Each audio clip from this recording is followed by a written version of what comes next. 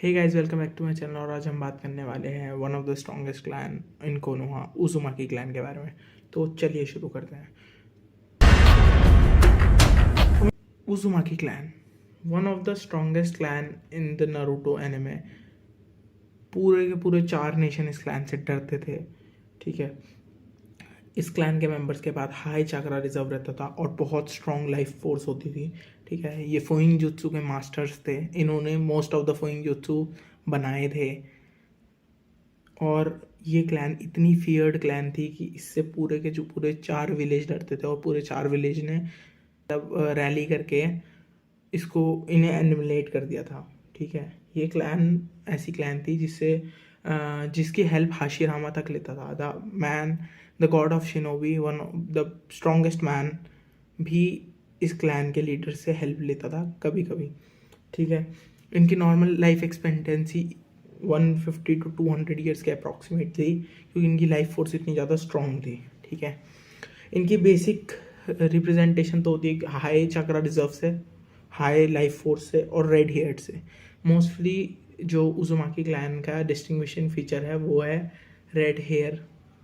ठीक है, अब हम बात कर लेते हैं इसके मेंबर्स के बारे में। नारुतो के बारे में आप जानते ही हो। Naruto the main character of the anime. Naruto, Boruto, Hinata अब हो गई है उज़ुमाकी क्लैन के member. Himawari, Kushina Uzumaki, Mito Uzumaki, Karin Uzumaki, Nagato Uzumaki और आशिना उज़ुमाकी और फूसो उज़ुमाकी। ठीक है, फूसो उज़ुमाकी नागाटो की मदर थी। इनको हमने बस कुछ सेकंड्स के लिए ही देखा था। रेन विलेज में ये रहते थे। हमने इन्हें बस कुछ सेकंड के लिए देखा था जब हमने नागाटो की बैक स्टोरी देखी थी। ठीक है, अब हम बात कर लेते हैं इसके मेन जो वॉरिंग स्टेट्स टाइम के पीरियड के जो लीडर था, आशिना उज़ुमाकी के बारे में। आशिना Uzumaki one of the strongest Uzumaki था। ठीक है, ये उस समय वॉरिंग स्टेट्स पीरियड में उज़ुमाकी क्लैन का लीडर था। और किसी भी उस टाइम में किसी भी क्लैन का लीडर होने का मतलब होता है कि वो उस क्लैन का स्ट्रॉन्गेस्ट मेंबर होगा। ठीक है, आशिना उज़ुमाकी इतना स्ट्रॉन्ग था कि जो बीस्ट को हाशिरामा सील नहीं कर सकता था, या जिन बीस्ट को हाशिरामा हरा नहीं सकता था, उन बीस्ट को हराने के लिए वो इसकी हेल्प लेता था। मतलब तुम सोच सकते हो कि बंदा किस लेवल पे होगा भाई। जो बंदा हाशिरामा की हेल्प कर रहा है ऐसे काम करने में जो हाशिरामा खुद नहीं कर सकता है, तो तुम सोच लो उस बंदे पे कितनी पावर लेवल्स होंगी। ठीक है, अब हम बात कर लेते हैं नारुतो उज़ुमाकी की। नारुतो उज़ुमाकी के बारे में सबको पता है, one of the strongest Ninja, 7th होकागे।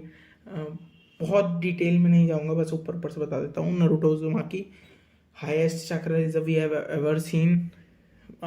कुछ लोग मतलब इसको वैसे 9 टेल चक्रा से भी टाई करते हैं।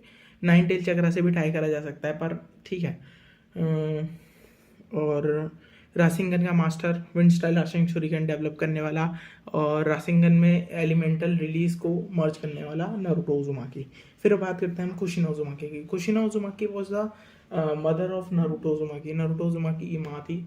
और देखो भाई, कुशिना उज़ुमाकी ऐसी उज़ुमाकी थी जो उसके पास as compare to other Uzumaki उनसे भी ज़्यादा चक्रा रिजर्व था। मतलब वो अपनी ही क्लैन में उसको कहा जाता था कि ये इसके पास बहुत ज़्यादा चक्रा रिजर्व है as compare to other Uzumaki.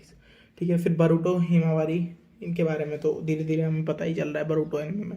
ठीक है, फिर है Mito Uzumaki. Mito Uzumaki was the wife of Hashirama Senju. ठीक है, हाशिरामा सेंजू की ये वाइफ थी और one of the strongest Uzumakis में आती थी। ठीक है, फिर बात करते हैं कारिन उज़ुमाकी। कारिन उज़ुमाकी तुम्हें पता होगी, ये टाका की मेंबर थी उस समय, सास्के की टीममेट। ठीक है, और ये भी बहुत पावरफुल उज़ुमाकी थी। मतलब एज कम्पेयर टू कुशिना और मिनाटो नहीं, कुशिना और मीटो नहीं, सॉरी, पर फिर भी ये काफ़ी स्ट्रॉन्ग थी एज कम्पेयर टू या दूसरे क्लैन मेंबर्स के लोगों के कंपैरिजन में। पर उज़ुमाकीज में इतनी पावरफुल नहीं थी। मैं लेते हैं नागाटो उज़ुमाकी की।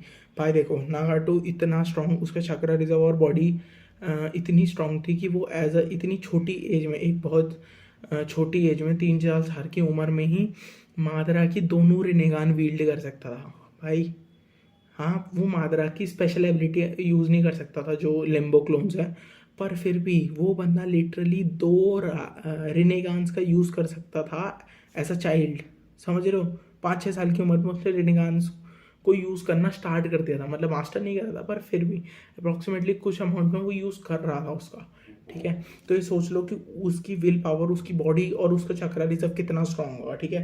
यहाँ तक कि ओबिटो के पास जब रेनेगान थी तो ओबिटो ने खुद अपने मुंह से बोला था कि वो एक रेनेगान से ज़्यादा रेनेगान का यूज़ नहीं कर सकता, उस पर इतना चक्रा रिजर्व नहीं है, ठीक है। अब लीडर्स की बात कर लेते हैं। शुरू में मैंने जैसे बताया कि वॉर्निंग स्टेट्स पीरियड में आशिना उज़ुमाकी लीडर था। उसके बाद हमने अभी तक जो भी देखा उसमें सिर्फ नारुतो उज़ुमाकी है लीडर, ठीक है। अब हम बात कर लेते हैं इस क्लैन के jutsus के बारे में। देखो तो गाइज जहाँ तक बात करते हैं jutsus के बारे में, jutsus में इनका ceiling jutsu is one of the strongest. Hashirama एक बार एक बीच से फाइट कर रहा होता है तो वो हाशिरामा तक उसको सील नहीं कर पाता, तो वो आशिना उज़ुमाकी के पास आता है। उसके हाशिरामा जिससे फाइट करके आ रहा है उसको वो बिना किसी एफर्ट के सील कर देता है। तो समझ लो फोइंग जुत्सु के तो मास्टर्स थे। अब मेजर बात करते हैं। पहला जुत्सु एडमेंटाइट चेन्स, अटैकिंग चेन्स, ठीक है। एडमेंटाइन ये नारुतो यूनिवर्स का ऐसा मटेरियल है, सबसे स्ट्रॉन्गेस्ट मटेरियल है, ठीक है। इसका यूज़ हमने वहाँ पर भी देखा है जब किंग एमना को समन करता है हिरोजन साटोबी, तो वो भी एडमेंटाइट स्टाफ में कन्वर्ट हो जाता है और ये one of the strongest material है इन द नारुतो यूनिवर्स, ठीक है।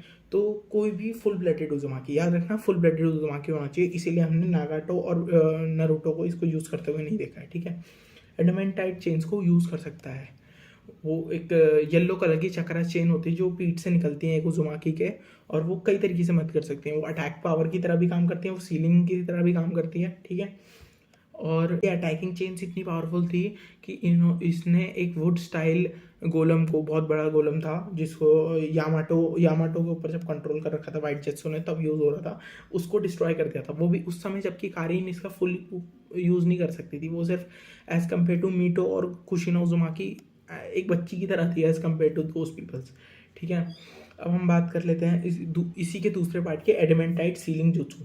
एडमेंटाइट सीलिंग जुत्सु में वो किसी भी बीस्ट, किसी भी अटैकिंग जो उन पर अटैक हो रहा है, या किसी भी बीस्ट उन पर जो अटैक कर रहा है, या कोई भी व्यक्ति उन पर अटैक कर रहा है, उसके आसपास एडमेंटाइट चेन्स को उसकी बॉडी में रैप करके उसको सील कर सकते हैं। ये जुत्सु इतना पावरफुल था भाई, सुनो। कुशिना उज़ुमाकी लिटरली उसके अंदर से अभी अभी 9 टेल एक्सट्रैक्ट करता है ओबिटो, ठीक है। कुछ टाइम पहले उसके बॉडी से 9 टेल एक्सट्रैक्ट किया गया होता है, और उस बंदी ने जब इस जुत्सु का यूज़ करा तो वो कुरोमा को सील कर पा रही थी, एक जगह पे स्टेबल करके रखा हुआ था उसने, कुरोमा को एस्केप नहीं करने दे रही थी। This is the power of adamantine sealing jutsu.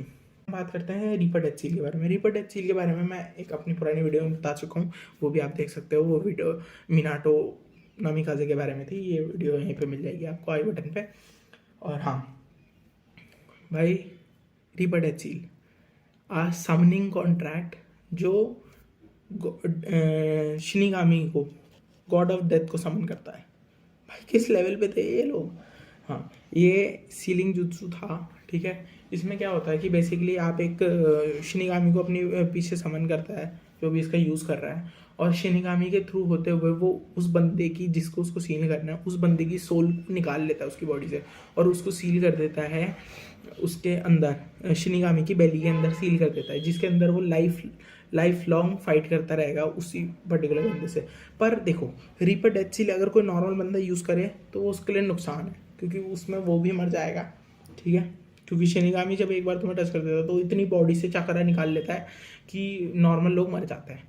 पर यही खासियत है उज़ुमाकी क्लैन की, उनके पास इतना हाई एक्सेसिव चक्रा रिजर्व था कि वो 1-2 बार यूज़ करे हुए रीपर डेथ सील को भी झेल सकते थे, ठीक है। तभी उन्होंने ऐसा जुत्सु डेवलप करा था। तो खुद, क्योंकि ऑफ कोर्स देखो, खुद से सोचो कि अगर मेरे को रीपर डेथ सील अगर किसी को सिखानी है तो मैं कैसे सिखाऊंगा भाई। जब मैं एक बार यूज़ करने के बाद मर जाऊँगा तो मैं सिखा कैसे सकता हूँ।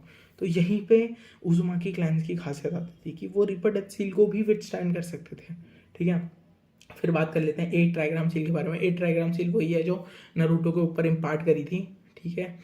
और इसमें कुरोमा को सील कर दिया था भाई। ये जुत्सु इतना पावरफुल था कि ये 9 tail, the strongest tailed beast को सील कर सकता था। फिर हम बात करते हैं हील बाइट की।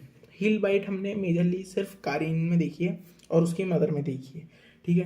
कारीन क्या करती थी, उसका लाइफ फोर्स इतनी स्ट्रांग थी कि कोई भी व्यक्ति अगर उसको काटे तो उसकी जो सोल है, ठीक है, उसकी जो चक्रा उसका जो चक्रा है वो कारीन उसके बाइट से वो उससे कारीन से चक्रा लेकर अपना पूरा चक्रा रिजर्व वापस भर सकता है।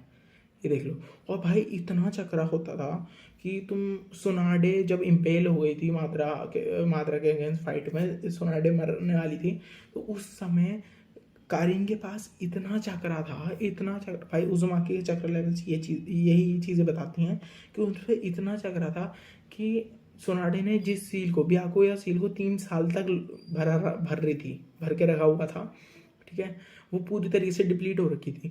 तो कारीन ने ना सिर्फ सोनाडे का चक्रा रिफिल करा, उस सील का चक्रा भी पूरा रिफिल कर दिया। हाँ, उसके बाद ऑफकोर्स वो बेहोश हो गई थी, पर सिर्फ बेहोश हुई भाई, सिर्फ बेहोश हुई, उसको ना कोई लॉन्ग टर्म ऐसी दिक्कत आई ना कुछ, सिर्फ कुछ टाइम के लिए बेहोश हुई और वो वापस खड़े होकर फिर फाइट करने चली गई। तो this is the true chakra reserve of Uzumaki clan. So this is the true representation of Uzumaki's chakra, ठीक है। अब हम बात कर लेते हैं लास्ट एबिलिटी के बारे में, वो है माइंड्स आई ऑफ कागरा। इसको हमने मेजरली कारीन को यूज़ करते हुए देखा है, और ये जुत्सु इतना पावरफुल था, मतलब ये समझ लो ब्याकुगान को जब इंटू 5x कर दोगे तब बन जाएगा। देखो, जब भी वो कारीन अपनी दोनों आंखें बंद करती थी तो वो एक थर्ड माइंड आई खोल सकती थी, ठीक है, जो लिटरली डजन्स ऑफ किलोमीटर, काफ़ी दूर दूर तक, 20 किलोमीटर तक की उसकी रेंज थी, 20 किलोमीटर दूर देख सकती थी किसी भी बंदे को। और सिर्फ देख नहीं सकती थी, वो ये भी देख सकती थी कि वो कौन सा चक्रा यूज़ कर रहा है, किस टाइप का निंजुत्सु करने की कोशिश कर रहा है, कैसे चक्रा को अपना मोल्ड कर रहा है, सब कुछ देख सकती थी। और ये तक बता सकती थी कि वो बंदा लाए कर रहा है, झूठ तो नहीं बोल रहा है। भाई तुम समझ सकते हो किस लेवल का जुत्सु था ये। और हमने इसको कारीन में यूज़ होते हुए देखा है, पर ऐसा कहीं नहीं बताया गया कि ये और कोई यूज़ नहीं कर सकता था। अगर सिर्फ क्या बोलते हैं, सिर्फ फुल ब्लडेड उज़ुमाकी भी इसको यूज़ करते थे, तब भी तुम समझ सकते हो कि इस क्लैन में approximately strongest sensory type ninjas भी थे। भाई one of the best clan to ever exist in Konoha, one of the strongest clan, इतनी स्ट्रॉन्ग क्लैन कि हाशिरामा खुद इन्हें मनाने गया था कि वो हमारे विलेज के साथ जुड़ जाएं, कोनोहा के साथ जुड़ जाएं इस चीज़ के लिए। और हाशिरामा ने इतना ट्रिब्यूट करा था इन्हें कि हर जोनिन या चुनिन के पीछे जो एक मार्क होता है, ठीक है, उनकी यूनिफॉर्म पे जो मार्क होता है वो उज़ुमाकी क्लैन का सिंबल है। और कोनोहा तक में जो लीफ है कोनोहा की, उसका जो इनर अंदर वाला सर्कल्स हैं उसमें तक उज़ुमाकी क्लैन का सिंबल है। तो इसी बात से देख लो कि इतनी रिस्पेक्टफुल क्लैन, इतना जिसको हाशिरामा इतना रिस्पेक्ट करता है तो वो कितनी स्ट्रांग होगी। यही थी Uzumaki clan, one of the freaking strongest clan to ever exist in Konoha, और one of the strongest clan जिसके मेंबर्स नारुतो, कुशिना, भाई नागाटो, कॉर्ड्स थे अपने उसमें, ठीक है। और थैंक यू गाइस, अगर आपको वीडियो अच्छी लगी हो तो प्लीज़ लाइक शेयर सब्सक्राइब करें, और मिलते हैं आपके नेक्स्ट वीडियो में। थैंक्स।